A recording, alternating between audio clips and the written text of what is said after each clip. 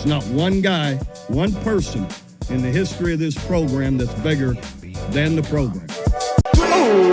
What's up, welcome into episode number 120 There's not of one the guy, Guys podcast. one My name is person Mason Prince, joined in you the as always history of by this Matt Gann, program Mark that's Hall, no bigger Ryan Tyson, or than Patrick the Kirkberger program. this week. Today is Wednesday, May 1st. Be sure to like, subscribe to our YouTube channel. You can also follow us on all of our social media at Program Guys with a Z. You on Facebook, Twitter, Instagram, Be Real, TikTok. All of those things, you can find us as well. You can also like and subscribe on Spotify, Apple Podcasts, Google Podcasts, all of that good stuff. Gentlemen, how we living? How we doing? Matt got a haircut. Looks great. Let's address it right off the bat. Okay. Have to. It looks so good. He was telling me in pre-production how he went shorter than he usually goes. Shorter. You're rocking I think he said than he's ever had it before. Matt, comment on that if you can, because you look great. Yeah, I've never gone this short on the sides. It's becoming summertime. Got to get shorter. But then, breaking news, I'm growing it all the way out. I'm getting a mullet. So here we go. I want to join Mason. Oh, wow. There's no way. I got to have that flow, baby. I mean, I support it, but I feel like this is another Matt Gann bit. I feel like it's a bit. I was going to say never get it cut longer than you did this time again, because it looks really good. Yeah. I guess mullet. I guess go the exact other way.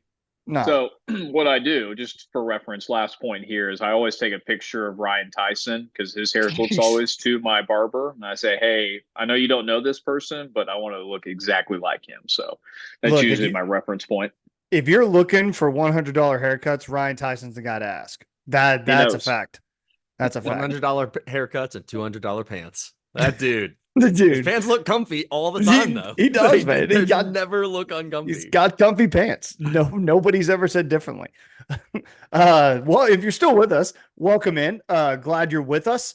The calendar flips to May.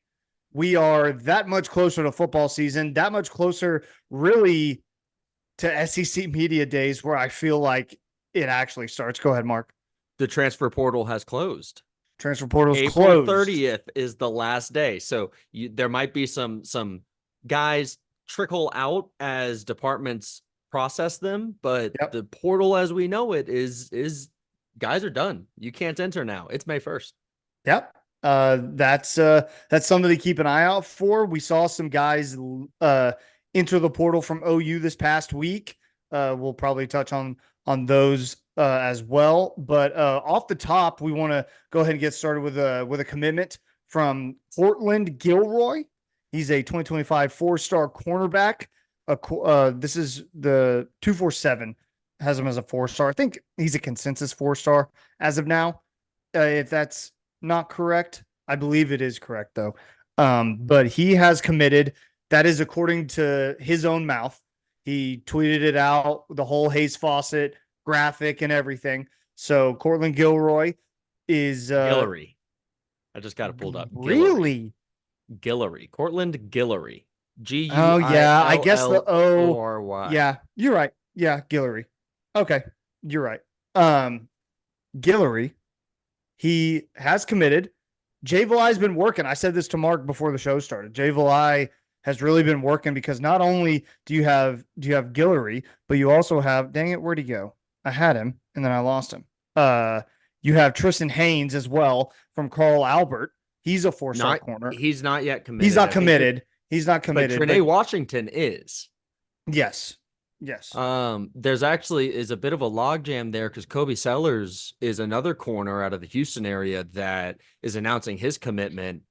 I don't know, sometime soon. He said today, the 30th, what day it was. I think it's like the 11th, but it's either Oklahoma, Texas, or A&M. And you wonder if where he lands kind of pushes what Tristan Haynes does. And there's like this effect where, this domino effect where, whichever one we get, we probably only get one more. Mm-hmm.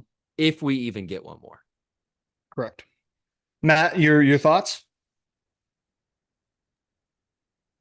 Yeah, some big guys. 6 foot, 175 is Cortland Gilroy, and then Kobe Sellers is also 5'11", 5'11 and a half, 175. So definitely got some length on these guys. You want to see at least one of them commit, as long as what Mark said, some other guys that could be domino pieces for this 2025 class. Cortland, I believe, is the 13th guy for the 2025 class. I could be wrong. 13th or 14th guy that is committed to that class. Someone can fact check me if they want to, but continue to add on the defensive side of things. I'm looking to see if we're going to add any offensive weapons, but these are definitely guys that you want to target and be good for the team overall for that 25 class. But love to see the commit from Cortland. We'll see who else ends up falling for us here in the next few weeks. Yeah, a real quick check on that since Matt brought it up. According to 247, this is the 2025 recruiting team rankings. Notre Dame 1, Ohio State 2, LSU 3, USC 4, Clemson 5, OU sitting at 6. 9 4-star commits as it stands right now, 5 3-star, no 5 stars. So that's something to keep an eye out on. But we'll kind of give updates as the summer moves along with that. It's just, interesting to see where those land. Mark, Well, I feel like I jumped in. Go ahead. No, just one other thing. The only other cornerback that is committed right now for the 25 class is Malik Hawkins. So expect that, man, even look at if they miss out on these upcoming guys, look for them to kind of try a little harder in Oklahoma and regionally here in Texas and find some of those diamonds in the rough, Taylor Wine kind of guys from, I guess, a year ago now, that if you miss out, you just go find a different player. Like you redouble your efforts and find an athlete for the spot. Right. Go ahead. Sorry. Just 6'2", 175 is also very good. Yeah. Thought I needed to fill some more space there for you. No, you're good. So the transfer portal, as Mark mentioned, is closed. Dominic Williams did not choose the Oklahoma Sooners, the defensive tackle from TCU. Hasn't committed. He hasn't committed. So, I guess technically he has. We're recording this for transparency's sake, 7:00 p.m. on Tuesday, April 30th. By the time you guys get this, it's going to be May 1st. So I guess he has the rest of the evening, if I understand that correctly, or maybe he's filed the paperwork and no one's seen it. I don't really know. Well, no. It's just about guys entering the portal.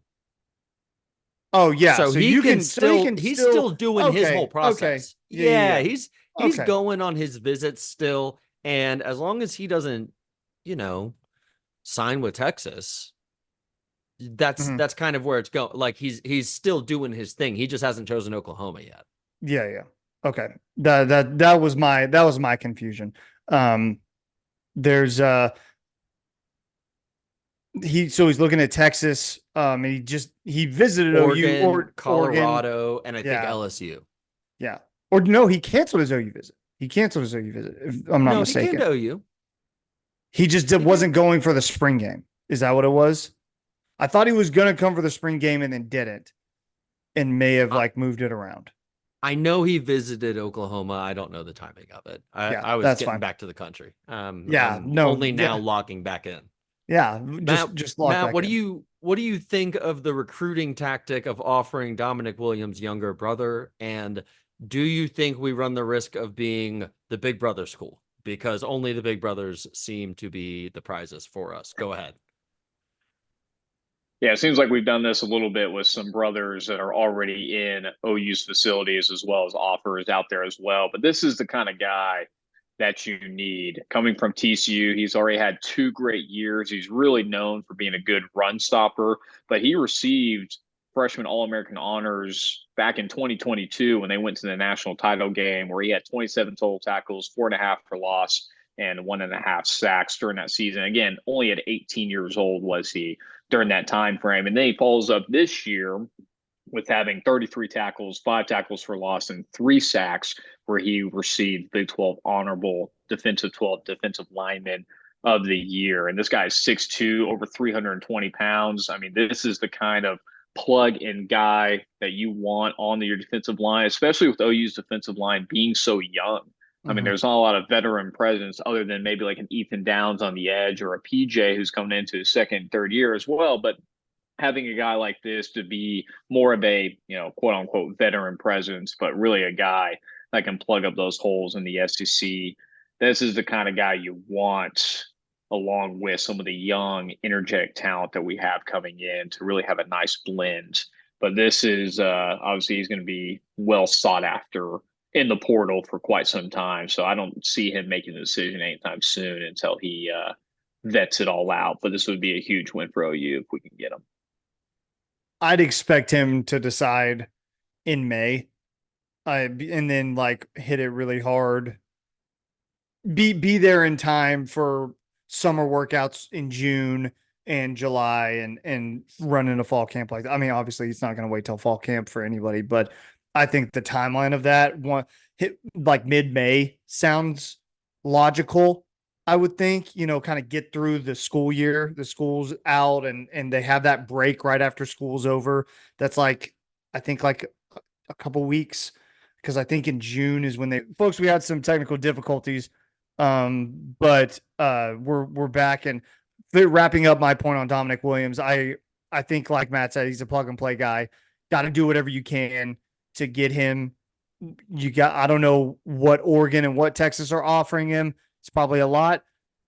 I would like to try to do everything you can to get him, but I understand game's game, and like you may not have the budget that those schools have. So, which there may be a change coming to that soon with the new NCAA.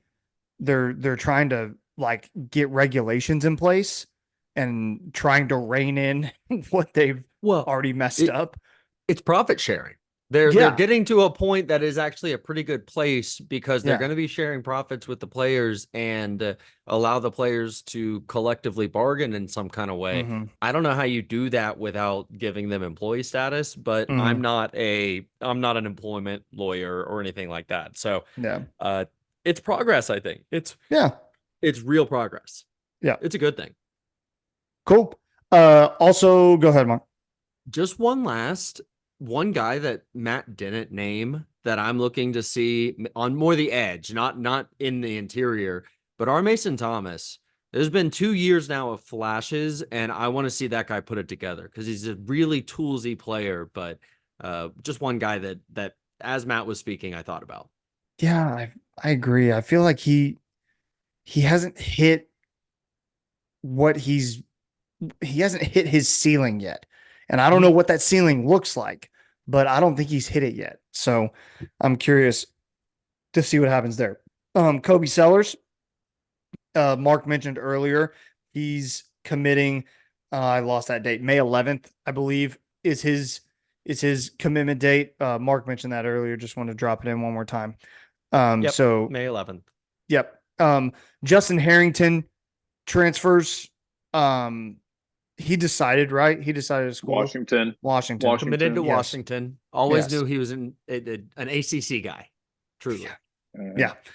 Good for him. Glad he found a spot. A lot of those people don't, a lot of people think that once you're in the portal that you'll find a spot at like a good D1 program.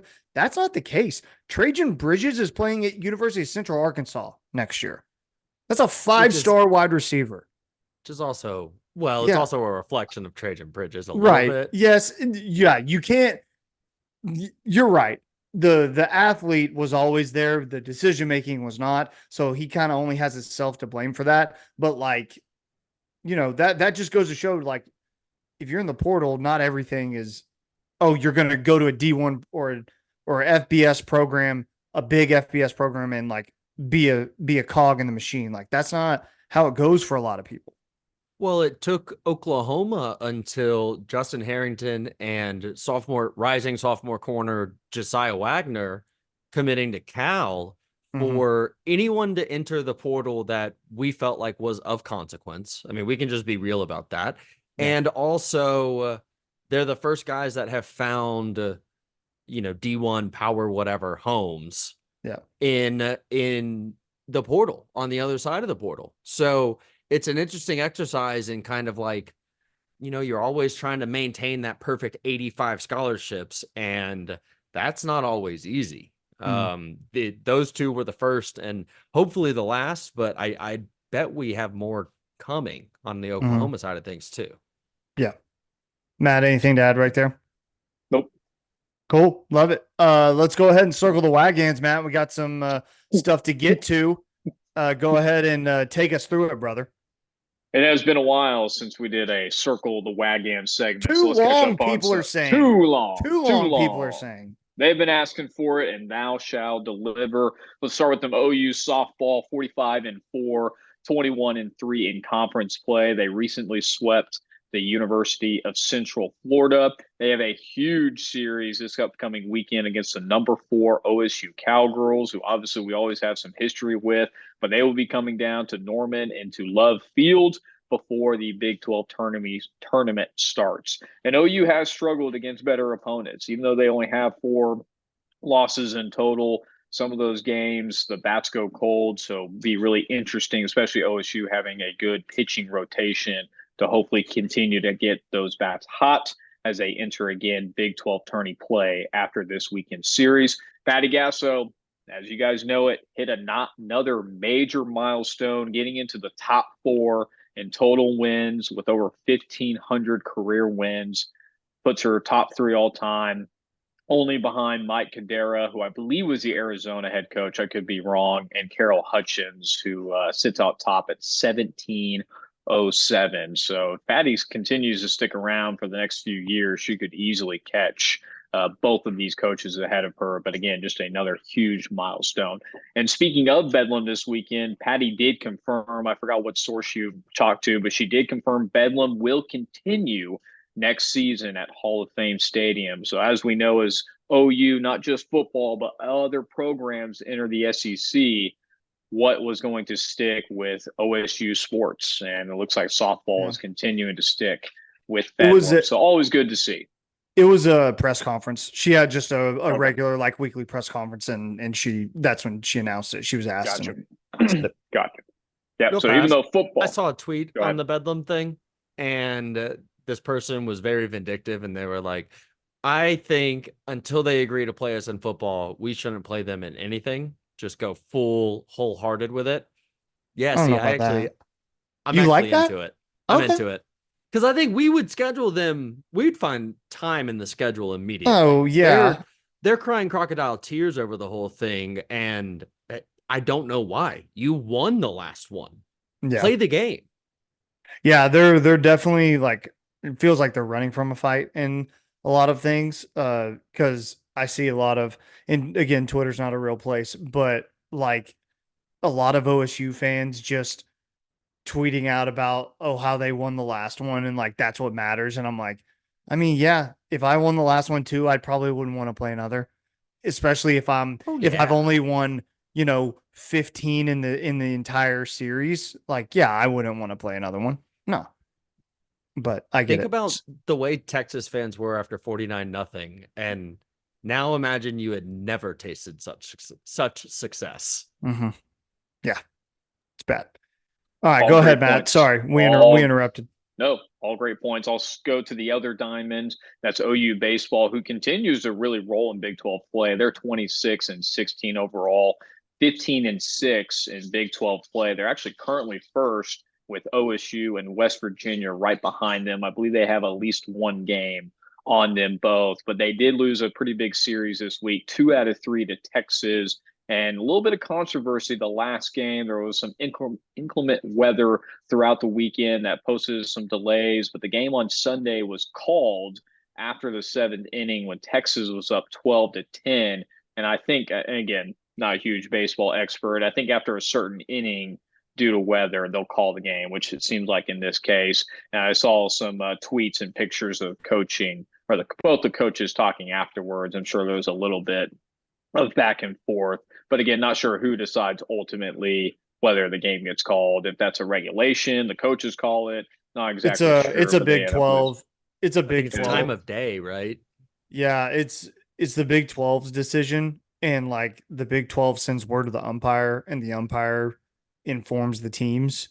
That's how it gets handed down. But yeah, just stupid, just dumb. Just dumb. For sure. But OU still ahead as they look to rebound against Oral Roberts. We'll know the score of that game today when this comes gets posted, and then they'll have a big 3-game series against Texas Tech before I believe they enter Big 12 play. So it could be regular season champs. We'll have to see how it turns out. Men's tennis, who also continues to roll, they're 20-4, 6-1 in conference play, where they beat Texas Tech in the first round of the Big 12 tourney before losing to TCU, but they will host as a regional team as a number 11 seed, who they will play UT Arlington. So the postseason is starting for both OU men tennis and women's, who women's tennis also have been playing good as of late, 18-6 overall, 11-2 in conference play. They beat Houston and Baylor in the first 2 rounds of the Big 12 tourney before losing to number 7 Texas in the finals. Seems like it's a very common denominator that each and every year in the postseason that OU women's tennis is losing to Texas, either in the Big 12 or the national tournament as well. But they will be heading to the Texas regionals in College Station to play Arizona. So hopefully good luck to both teams as they enter postseason play.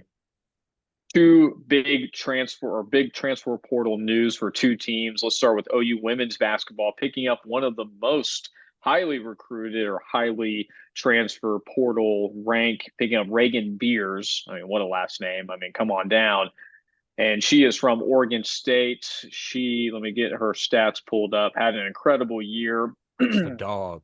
And this is a big get for Jenny B, because this Raegan was also looking to go to UConn. It was really between us and UConn at the end of it. And we all know UConn's history of women's basketball. So she was putting up 17.5 points, 10 rebounds, 1.5 assists, 1.5 steals, and 1.3 blocks, and one of the highest offensive ratings for the entire NCAA women's playing field. So this is the type of player that you want in the transfer portal. A huge get, especially for OU women's basketball, coming off a pretty tremendous year. Not the postseason that we wanted, but picking up a recruit such as this. Jenny B continues to work in the offseason, and this will be an impressive girl to join women's basketball as they continue to head towards a very positive direction of the program and what they're looking for. On the other side of things, OU men's basketball finally getting started in the transfer portal. It has been an absolute nightmare with OU men's basketball. I mean, they have definitely been going after recruits, but how do you tell a recruit to come to Norman off the last 3 years? It has just not been great under the Porter Moser regime. Not a lot of success and a lot of turnover. So they've been looking for people to come in, and there's been 4 or 5 guys, big targets that they've looked into, but they've all missed. And so finally picking up 3 players, one from Long Beach State, Jaden Jones, and Fairfield, Bryson Gooden, and Kobe Elvis from Dayton, all really 3-and-D players for the most part, but 3 good additions that are plug-and-play guys that have all good experience under their belts. But this is exactly, really what OU basketball needed, was just somebody. I mean, their whole roster either turned over with either guys not eligible or transferring out of Oklahoma, where the starting 5 for Oklahoma basketball last year has now all found new homes, whether it's been Houston. I believe one guy, Otego Owe, went to Kentucky, and a lot of other guys finding other homes. So finally, Porter getting some guys, maybe not the guys that we were targeting in the first, but just some names and some bodies for OU's men's basketball. But it's been pretty tumultuous since the transfer portal opened. So good get for women's basketball, good get for men's basketball as they continue to add, and I'm sure they will continue to do so. And that is circle the wagons, at least for this week, to back in next week. Love it. Matt, I'm glad you Yes, brought sir. up men's basketball at the end there, because look at the different trajectories that women's basketball is on and men's basketball is on.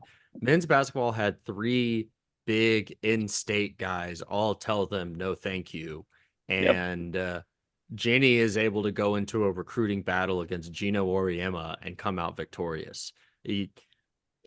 I used to be firmly on the side that, no, Porter's a good guy. He's going to get this thing righted. He's going to right the ship. I'm not so sure anymore, and I'm not so sure he's got the support that he needs or anyone would need to make that happen. I mean, you look at how long we haven't redone Lloyd Noble, how long that oh, we're going to build it over here. And we're going to, every single time that meeting is getting delayed. So Yep. I wonder if anyone could have the kind of success that even like a Lon Kruger had at Oklahoma in the current environment, the way that things look. Yeah, I mean, 3 straight missed tournaments for men's, 3 straight tournaments for the women's. I mean, talk about opposite directory. That's really it right there. The transfer portal, all the rules around OU basketball or not OU specifically, but just basketball in general. I mean, this is how it's going to be a lot of turnover in your roster each year and because people can find homes. I mean, Otega Owe went to Kentucky. The guy from Oklahoma State, I think Brandon Garrison, who was also looking at Oklahoma, another Kentucky guy. And again, with people going to the draft or going elsewhere, these people can easily find homes if you're a good player in the transfer portal. And OU is just not a destination that probably a lot of people want to go to, unfortunately. Well, and all the freaking coaching changes have made these donors decide we're going to boost up our guy. Like Arkansas had Jerry Jones say he'll double the money that Calipari was having at Kentucky, which made Kentucky guys go boost up Mark Pope's numbers. And now Oklahoma is worse for it because you can't convince a guy to come home when there's another comma in this team's offer. Right. Yeah. And I say it every time that we talk about college basketball. Who wants to be a college basketball coach right now? Good God. It seems like the worst job ever. Like the turnover, the transfer portal, the NIL stuff, like it just sounds awful right now. I just don't envy these guys at all. I just really don't. And it sucks for Porter Moser because I know that he cares and has really bought into OU, and just to not have the results, it sucks. Think about how hard it is if you're like one of 5 on the court at one time and your whole life you've been the best player on any team and the ball has always gone through you. And every single offseason, you can just re-up a better offer. You can go find a different offer. Think about how hard it is to keep that team together. It's nuts. So hard. All right. Pause. Thank you, Matt. Appreciate you circling the wagons for us. Guys, let's talk a little bit of NFL draft. Before we get, I want to talk about our biggest surprises, and I also want to get Mark's thoughts on some things. But real quick, the OU guys that got drafted, Tyler Guyton, first-round draft pick, Dallas Cowboys. Shout out to Tyler. I did not think he was a first-round draft pick, and it proved me wrong. Congrats to Tyler. 29th overall. Yep, Walter Rouse to Ryan's Minnesota Vikings, and then Jonah Laulu to the Indianapolis Colts. So 3 guys, 22 consecutive NFL drafts with at least 3 players selected. OU has 22. The only 2 schools with more, Ohio State, 26 straight drafts, and LSU with 24 straight drafts of 3 players selected in the NFL draft. So good for OU. And for me, it's even more impressive on what felt as though there wasn't a lot of big name players for OU like that could have been drafted. All due respect, was shocked Jonah Laulu got a look. But good for him. And Walter Rouse, good for him as well, man. That's really cool. 3 guys getting drafted. Well, and 8 dudes signing contracts after the draft. So Drake Stoops signs with the Los Angeles Rams, Andrew Raym with the Carolina Panthers, Isaiah Coe joins Jonah Laulu with the Colts, Rondell Bothroyd signs with the Bills, McCade Matauer with the Chiefs, and Austin Sogner signs with your Atlanta Falcons. So that's going to be like a dynamic 3rd team H-back for that team. Yeah.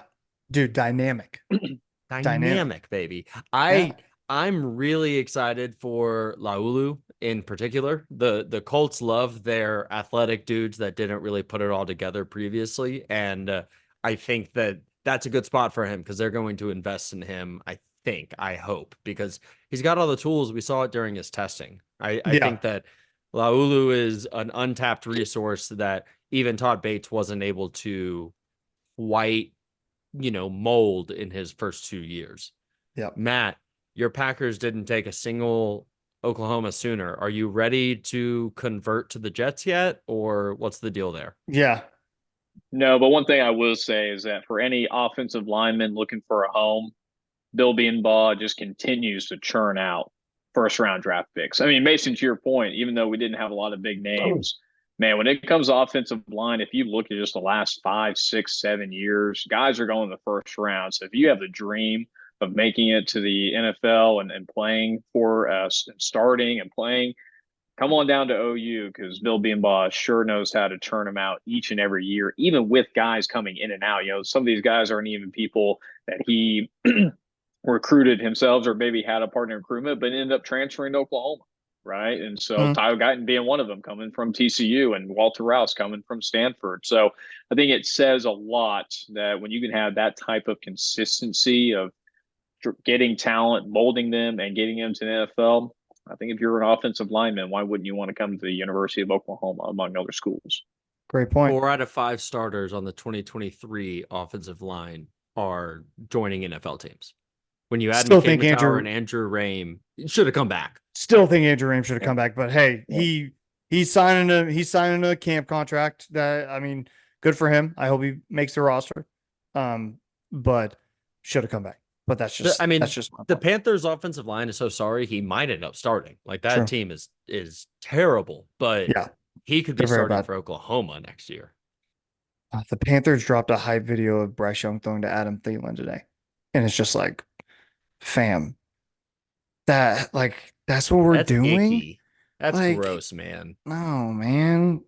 Whatever. Okay, Mark, I want to give you your opportunity to talk Falcons here because I feel we all have our thoughts, but yours are the ones that probably matter the most on this matter. So go ahead. Yeah, so I look at the draft as kind of 2 different distinct things, right? There's the Michael Penix pick at 8, and then there's the rest of the draft. The rest of the draft follows like a pattern that I understand. I don't like all the individual picks, right? But you're going and getting a lot of big, long defensive linemen and seeing what's going to work in your front 7. That's great. You get a linebacker out of Notre Dame. I trust that dude knows how to play. That's great. That's fine. Georgia kid to add to the defensive line at the end because you recognize where you are geographically. All of that is fun. The Michael Penix pick shows me kind of 2 things. 3 things. 1, their quarterback evaluation is crazy because no one had him. I mean, I guess the NFL did have him that high, right? But none, I didn't have him going that high. I truly didn't. 2, they don't really know what they're doing because you sign Kirk to this big deal and then you fall in love with a quarterback prospect and you just decide we're going to double dip. This isn't Aaron Rodgers and Jordan Love. Aaron Rodgers had been the Green Bay Packers' greatest quarterback of all time, and they had Brett Favre right before him. And Jordan Love was 21 years old. Michael Penix is 24. He is the 3rd oldest first-round quarterback ever behind Bo Nix and Brandon Weeden. And whatever he's going to be, he probably already is.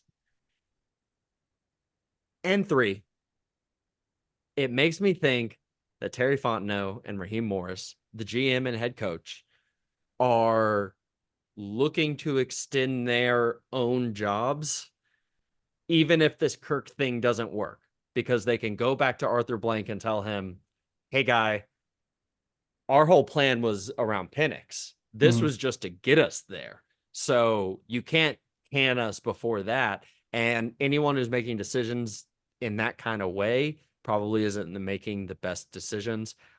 I don't know how you turn down Rome Odunze at 8 if your goal is to make the 2024 Falcons the best team you can. So I'm going to have a lot of trouble with this thing until Michael Penix proves to be the guy. And then if he's the guy, I'm wrong. And that's the only thing that makes it wrong or right is Penix being worth the number 8 pick. I don't love the gamble. The whole purpose, the whole value in a first round quarterback draft is that you control their contract and you control the number for 5 years, essentially. And that's your window. And you're basically telling people after you sign Kirk that this guy's not going to play until his third year. So then you're wasting almost the majority of that contract to even get to him. I just don't understand that part, because if you think that he's the guy, okay, that's fine. If you're watching film every day and I'm not, like, if you think he's the guy, then that's fine. But if you think he's the guy and he's not going to play for 2 or 3 years, that's insane to me. That's nuts. Like, you cannot do that and pay the other dude $100 million. You can't do that. You just cannot. In a division that's as sorry as that is, and how good the Falcons can be in that division, they could waltz to a division title at 9-8. They could waltz to it. And you didn't do anything to make them better right now. That's criminal to me. And it sucks. And I hate it. But again, I hope it works out. I truly do. The way the Kirk Cousins contract is structured, there's $100 million guaranteed in the first 2 years, and then something like 25 guaranteed in the third season. And so the idea is you trade him or you cut him or whatever, and you eat that 25 while you're starting Penix. But then you're waiting until year 4 to get the benefit that you're talking about, Mason, of having a rookie quarterback. Yeah. And if he's as good as he's supposed to be, you're then signing him to a market value quarterback contract that's going to pick up right after his 5th year, which is like the top average of the top 5 or 10 at his position. You only get 1 year of real solid cost controlled play at quarterback. It is poorly conceived in my mind. Matt, Matt. Your team has successfully pulled off the 2 quarterback exchange 2 times in a row.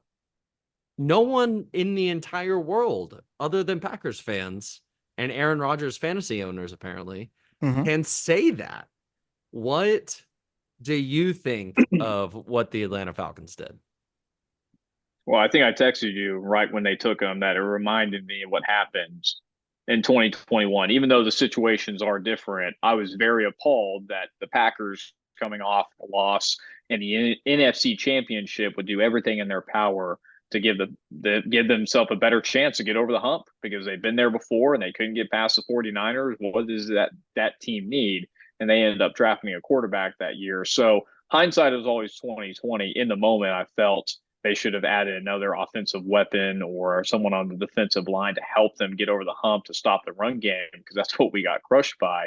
But now seeing what Jordan Love is, I mean, the Packers did the right move moving on from Aaron Rodgers. So it's good to see after a few years of Jordan Love continuing to take strides. And I think they had a good draft as well. I think they found positional needs, taking Jordan Morgan on the offensive line. Even though he's got a little bit shorter arms, he's one of those athletic offensive linemen that the Packers have typically had, like a Davey Bakhtiari, who they are having to replace. But then they got the number 1 inside linebacker and the number 1 safety with Edgerrin Cooper out of A&M and the safety Javon Bullard from Georgia to continue to add depth as they continue to do that throughout the draft. So it was actually, and I think this is the first time they've taken an offensive player in the first round in a long time besides Jordan Love. So it's good to see them actually filling positional needs that can make them a tough team. But the NFC North is going to be one of the toughest divisions. I mean, the Chicago Bears have added quite a bit. You think of Caleb Williams, Romeo Duzé, but Romeo Duzé is going to be the 3rd or 4th guy. I mean, they got DJ Moore and Keenan Allen and some good backs, as well as the Minnesota Vikings adding JJ McCarthy, and we'll see how that ends up. It seems like Sam Darnold is going to be the starting quarterback there. But the NFC North is going to be a very tough division, especially with the Lions coming off a really good year as well. So I'm glad to see they drafted well. We'll see how they end up going. But this is a very interesting draft overall. So maybe Penix will work out in the long term, but I just don't see it being the move as of right now. You know, again, it was different. Jordan Love was 21. He got to sit 3 years under Aaron Rodgers. That was about Kirk to be Cousins, my point. Yes. Yep. Right. The 21 thing is the crazy part. Yeah. Right. So different situation. It was a shock to me when it happens. I think I read something that the Falcons had him number 2 behind Caleb Williams of the quarterback, like, you know, what they scouted. And I think Penix, from what I saw, I mean, he's the prototypical pocket passer, very accurate. and he's got plenty of weapons down there in Atlanta. So if he ever gets a chance, definitely think he can work. It just the timing of it doesn't make sense to me. Picked up the 5th-year option for Kyle Pitts today as well. So They did. That's, you know. I don't know. So if anything happens to Drake London, Darnell Mooney is wide receiver 1. I don't know what the plan is to fix that situation, but I actually found this in a Yahoo Sports article. Apparently their order was Caleb, then Penix, then Daniels, then Jaden Daniels, and then Marvin Harrison. So they had Penix rated that highly. It Wow. kind of goes to show you NFL boards don't really look like our boards, but also the way the Falcons drafted all throughout, you got to wonder if their board looked like anyone else's board at all. I saw a very funny rant today from Nick Wright on First Things First. I didn't watch the show, but it popped up on social media. And he was kind of like ranting about how everyone thinks Howie Roseman's like the greatest GM ever. And he's so great and all of this stuff. And he's like, he just picks the people that the media say are the best football players. So everyone thinks his draft is amazing because he picks based off of where the media says people should be ranked. So everyone's like, oh, great pick by Howie Roseman. Like exactly where you should pick a guy right there at number 22 or whatever it is. And it's just like Nick Wright's like, he's not finding diamonds in the rough. He's or working the system. He's picking what you guys want him to pick. That's why you think he's a genius. His only risky pick was Jalen Hurts, and it worked out. It worked out. Good for him. It worked out. But his only risky pick has ever been Jalen Hurts. Yeah. It's funny. It was funny to me. I keep seeing tweets of like when Cooper DeJean's going to have to line up against CeeDee Lamb twice a year or something like that. Oh man. It's like, I do like their first pick. You mean Jackie Robinson? Yeah. Jackie Robinson. Yeah. Yeah. I would say the guy, Quinyon Mitchell. The first guy they picked, the guy from Toledo, the cornerback, I was actually someone I was hoping that the Packers would fall to, but that guy's legit. I mean, he is a prototypical corner, so good for them. Not so sure about the other picks, but hey, fair enough. Here we are. Yeah. Cool. I mean, I don't have a ton to add. I mean, the Dolphins added guys, and I'm happy. They added fast guys. They did. In case you thought they might pivot, they did not. No, more 6 foot fast guys. Just give me a 6'2" guy. You know, just give me a dude. They're gonna sign Odell. They're gonna look like Matt Gann on the field, but they run really fast. They're gonna sign Odell Beckham, and I'm gonna be really mad about it. And I don't want to talk about it. I'm gonna be mad. But Dalton Risner, hope they sign him. But yeah, you know who could run an out route or two for the Miami Dolphins? Julio Jones. Jesus. Let's get that guy back in the game. Please no. But I like the Chop Robinson pick. His like athletic abilities are like through the roof. So if he can just like get a little more technical with his moves, I think that ends up being an okay pick. There were Dolphins fans mad about that pick because you're like, you need offensive line help. And like they picked every offensive lineman right before. You wanted Troy Fatanu and the Steelers took him. So like, what are you going to do? You have to take your best available, and on their board, that's who was the best available. I don't mind it. I'm not mad at it. You got Jalen Phillips coming off an Achilles. You have Bradley Chubb coming off an ACL. Your 2 starting edge rushers who didn't finish the season. You're going to need some help on the edge. So Guyton was still available, right? He was available. There a part of you that wanted that, or were you out on that pick because you thought there were other players there that? Yeah, look, we can separate these things, right? It's not all, you know. No, yeah. I didn't think that Tyler Guyton was a first round talent, and I'm probably wrong because obviously Dallas thought that, and they have a good track record drafting offensive linemen. They do a pretty good job. So I'm sure they probably did their research better than me. But I didn't want Graham Barton from Duke. I just didn't trust a dude. I just didn't trust him. So I didn't want to take him. And he was really the only other like realistic first round graded offensive lineman to take at that point.